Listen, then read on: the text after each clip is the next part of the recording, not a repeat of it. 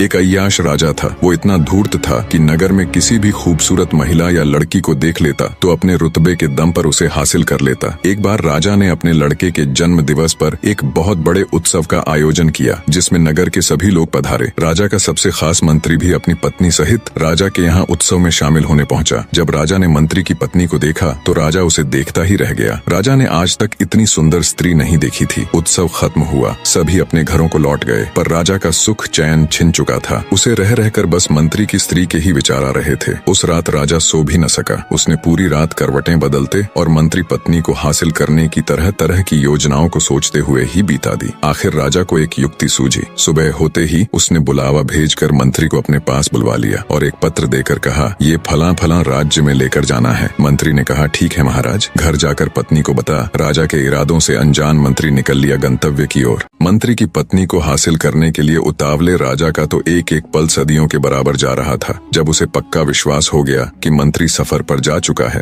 तो राजा भी इत्र वगैरह लगा चल दिया अपने शाही घोड़े पर बैठकर मंत्री आवास की ओर। जिस समय राजा मंत्री के घर पहुंचा उसी समय मंत्री की स्त्री, जिसका नाम कपाला था, नहाकर गीले बालों को घर के आंगन में बैठकर सुखा रही थी। जैसे ही उसने राजा को देखा वो तुरंत खड़ी हो गई और बोली, महाराज की जय हो। राजा ने हाथ उठा मंत्री वधू कपाला का अभिवादन स्वीकार किया। बोली, कहिए महाराज, आज इधर कैसे आना हुआ? राजा बोला, कुछ खास काम नहीं, बस इधर से गुजर रहा था तो सोचा क्यों ना अपने खास मंत्री के घर सब ठीक ठाक है कि नहीं, हाल चाल लेता चलूं। मंत्री वधू कपाला ने राजा को बिठा इज्जत और सेवा भाव से उसकी खूब खातिरदारी की और अच्छे अच्छे पकवान बना राजा के सामने पेश किए। राजा वहाँ खाना थोड़े न खाने गया था, थोड़ा बहुत खा पी अपने इरादे जाहिर करते हुए उसके हुस्न की तारीफ में बोला, मैंने आज तक अपनी जिंदगी में तुम जितनी खूबसूरत स्त्री नहीं देखी। राजा के बुरे इरादों को मंत्री वधू कपाला पहले ही ताड़ चुकी थी। वो एक समझदार और पतिव्रत नारी थी जो राजा के घर आते ही समझ चुकी थी कि राजा ने जानबूझकर उसके पति को बाहर भेजा है ताकि राजा उसे अपने जाल में फंसा अपने बुरे इरादों को अंजाम दे सके। कपाला बोली, महाराज एक बात बताए, शेर जंगल का राजा होता है क्या? जंगल के राजा को ये शोभा देता है कि वो झूठन खाए और गंदगी में मुंह मारता फिरे? जब एक न्याय देने वाला ही अन्याय करने लग जाए तो प्रजा कहाँ जाएगी? महाराज, आपको ये बिल्कुल शोभा नहीं देता कि आप अपने मंत्री की स्त्री से ऐसी बातें करें। मंत्री वधू कपाला के मुख से ऐसी समझदारी और आंख खोल देने वाली बातें सुनकर राजा खुद पर बहुत शर्मिंदा हुआ। उसे अब बहुत अफसोस हो रहा था। उधर मंत्री कुछ दूर ही चला था, तभी उसे ख्याल आया कि राजा का दिया हुआ पत्र तो घर ही भूल आया है। उसने तुरंत अपना घोड़ा मोड़ा और घर की तरफ दौड़ा दिया। मंत्री जब घर पहुंचा और घर के बाहर राजा का घोड़ा देखा तो उसके पैरों नीचे से जमीन निकल गई। उसे सारा माजरा समझते देर न लगी।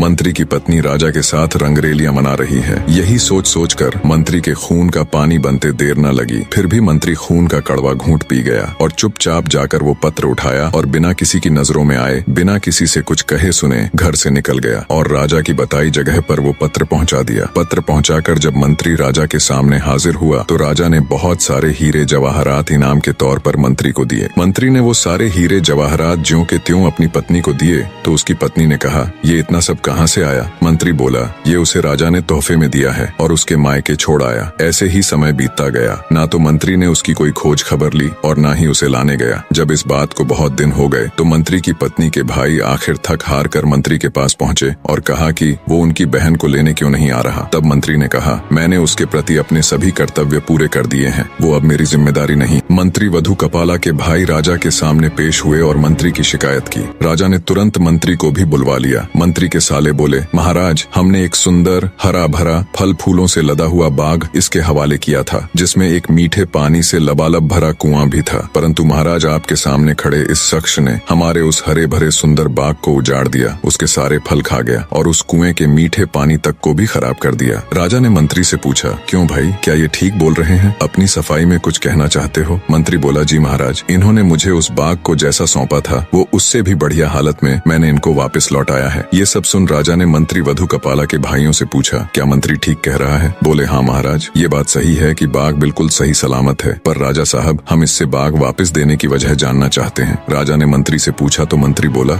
महाराज, बाग वापस करने की वजह ईर्ष्या या नफरत नहीं है। दरअसल एक दिन जब मैं बाग में आया तो मैंने शेर के पंजों के निशान देखे तो मुझे डर हुआ कि कहीं शेर मुझे भी ना खा जाए। बस इसी बात के डर से मैंने बाग में जाना बंद कर दिया। राजा सबकी बात बड़े ध्यान से सुन रहा था। वो सिंहासन से खड़ा हुआ और बोला, मंत्री साहब, अपने बाग में बेखौफ बिना किसी डर भय के चले जाओ। इसमें कोई शक नहीं कि शेर तुम्हारे बाग की तरफ गया था, लेकिन वो शेर ना तो तुम्हारे बाग में कोई असर छोड़ सका और ना ही बाग का कोई पत्ता तोड़ सका, ना ही कोई फल खा सका। वो शेर तुम्हारे बाग में थोड़ी देर रहा, फिर मायूस होकर लौट गया। राजा बोला, कसम उस ऊपर वाले की, मैंने तुम्हारे बाग के चारों तरफ लगी मजबूत दीवार जैसी पहले कभी नहीं देखी। उसके बाद मंत्री सीधा अपनी ससुराल गया और पत्नी कपाला को ले आया। सारा माजरा बिना मंत्री वधू की इज्जत उछाले सुलझ गया और दरबार में बैठे किसी भी व्यक्ति को कुछ समझ नहीं आया। ऐसी ही और कहानियों के लिए चैनल सब्सक्राइब कर चैनल पर बने रहे। आप सबका तहे दिल से धन्यवाद।